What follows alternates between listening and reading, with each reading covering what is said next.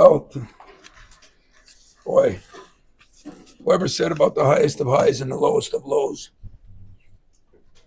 there's no question that our loss to Indiana was one of my lowest in my career because of the way we played, and give them credit the way they played, and disappointed a lot of people at home. And to get back off the ground and do what these guys did tonight, especially when they got down 16 and the place was hopping, and Terrence's, shirts and jersey and everything that did for him, which was really classy. In fact, speaking of classy, he just came in my locker room and congratulated me.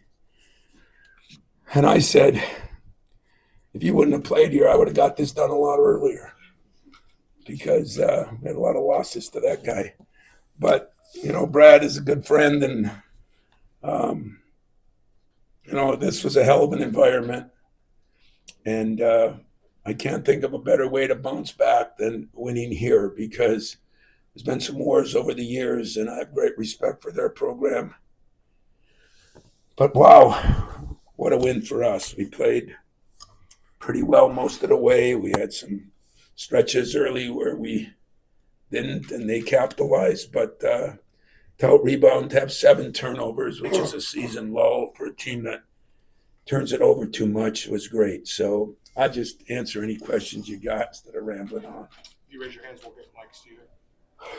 Tom, as far as the performance overall, have you ever been part of something like that where you close on a 15-0 run, they go scoreless for 8.5 minutes, the final of the game, and what did you have to say about Jackson Fuller's performance tonight?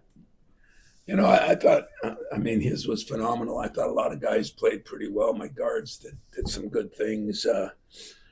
But Jackson had one of those career nights. He hit a couple of threes, opened things up for us a little bit when we were struggling and down. And then we went to him in the second half, and I thought he responded. And give the players credit, too. They kept saying, Jay said to me, get it into Jackson, I'll get it to him. And when you have players talking about other players, that's always a positive. Tom, the part you mentioned with Jackson, he goes scoreless for a long stretch there and has a 3-point play and then hits the three. But the threes set up by the offensive board that you guys got. I'm wondering about the last maybe 5 minutes and the job that the guys did on the boards for you.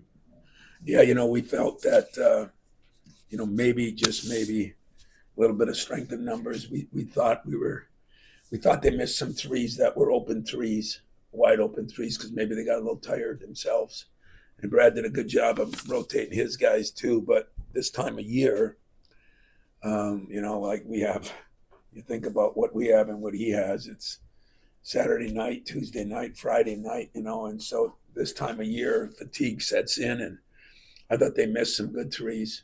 But I thought we got some big-time offensive rebounds, and that was the difference in the game. That stretch at the end of the first half where Cohen and Jackson combined for, I think it's 18. But how important was that to go into halftime to tighten that things out, and how did that run come together? Oh, it was very important because we were down and out. And that crowd was ready to explode. They did explode. And when we were 16, 14, whatever we were down, and we cut it down to 10, and we talked about cutting it down to 6, and we cut it closer than that. So I think anytime you can go on a run like that, it's very impressive and important when you're on the road, because you don't want to get this crowd. And then at the end,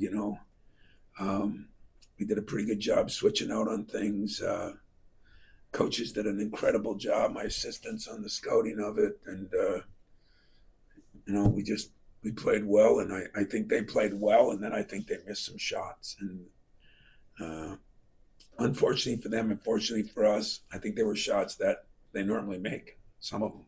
We played pretty good defense. That's a hard team to defend, but they missed some good shots too. You were down 16 at one point in the first half, and you talked about the crowd. What do you think of the resilience of your group in this game? The way they were able to battle back and kind of flush the first half. Yeah, I told you guys a month ago that there's going to be some losses. I told you there's going to be some ups and downs. You look what happened today all over the country again. When you start playing these bigger conferences and you start playing 20 conference games, it's hard to stay focused and solid, every time. And I knew it. I said it. I didn't do a good job corralling it and trying to do something about it. I came to my press conference after Indiana and said I did a poor job, and I did, and I vowed that would never happen again. And I don't know if I did a better job. My team sure as hell did. Over here, I'm wondering, for you now that you've got the record to break Bob Knight, I know you've talked about it a little bit, but what does it mean? And what does it mean maybe for the rest of the team to get that now behind you? I don't think it was an elephant on our backs. It wasn't on mine. I said it, and everybody thinks it's humbly. He won 3 championships. I'd turn that in for the record any day. I could turn it in. But what I am proud of is I tell each team each year there's something they have to leave here with that's different than everybody else. And this team, will get to at least leave and tell their grandkids they were on the team. I remember when Mike Krzyzewski broke the record. It was against me. I was the sacrificial lamb in New York. And, I just went down and I congratulated him. I felt honored that I played in the game. Brad was so classy and everything. But what I'm proudest of, I looked it up a couple weeks ago, and I think I've had 148 players that I've coached that have been part of these 350 some wins. I've had 6 and 7 presidents and ADs. I've had, I think, 18 assistant coaches and trainers and different people. I mean, they're all part of this thing. But the greatest one for me, and I was impressed with the crowd tonight. I think there were 6,600,000 and some thousand people that helped me win 354 games. The fans in the stands. And that's what I think is building a program. And I'm proud of that. There's some of me that says Bobby Knight deserves to have it. I coached another year than him. I played probably more conference games than him. But if I can be in the same breath with him on that, that's cool for me. I had great respect for him as a coach, and he helped me a lot in my younger days as a head coach. So I'm hoping he and Judd and Gus or my dad are having a beer, and Judd telling Bob that I didn't play zone, and Bob telling Judd that I something else, and Gus just being happy as 10 men, because that was Gus. So my dad, I'm sure he's proud, but it's the players, guys. It's the fans. It's the presidents. It's the ADs. It's the people that all made this possible for me to have a chance to accomplish something like that. And I didn't shoot. I didn't dribble. They did it for me, and I'm so appreciative of that. Is this one of the better? I'm sorry, you're right over here. Is this one of the better better road wins you guys have had in quite a while, just given the environment, down 16, and what you guys were able to do? Yeah, I'd have to say it is, especially when, Brad and I talk often. I love his AD. I think he's a guy that Josh gets some things done. He fights for things. And so there's respect here, all the way back to the Bruce Weber days. I've had a lot of, we played against each other for a lot of important things over the years. And I guess I was thrilled. I was kind of shocked. I didn't think we played that well early. And then when we got rolling, we just kept rolling, and they missed some of those good shots. And I'm going to sure as hell enjoy that ride home. They can send us to Boston if the weather's bad up there, and I'm not going to care. Tom, you've had a number of bigs throughout your career that could stretch a defense and how that changes things. And obviously defenses are sagging off your bigs right now, but they made them pay tonight. What effect does that have on the whole game when Kohler's hitting those, Xavier hit one, and just how that changes? I'm glad you said that, because even Xavier,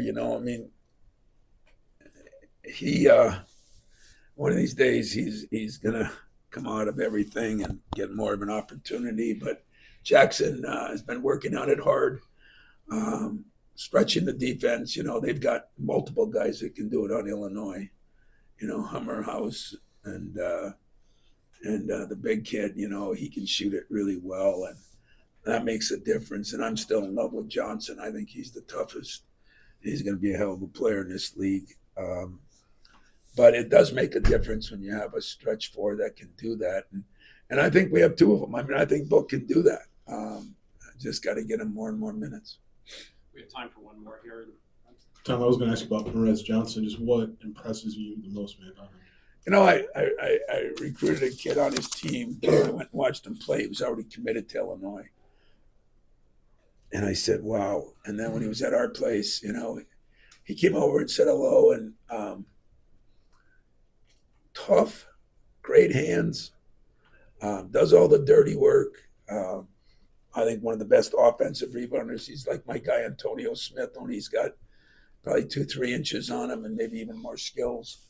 I think his future is enormous. I think he's got toughness, and there's not a lot of guys with toughness anymore. It's like illegal. All set, guys? Hey, thanks a lot.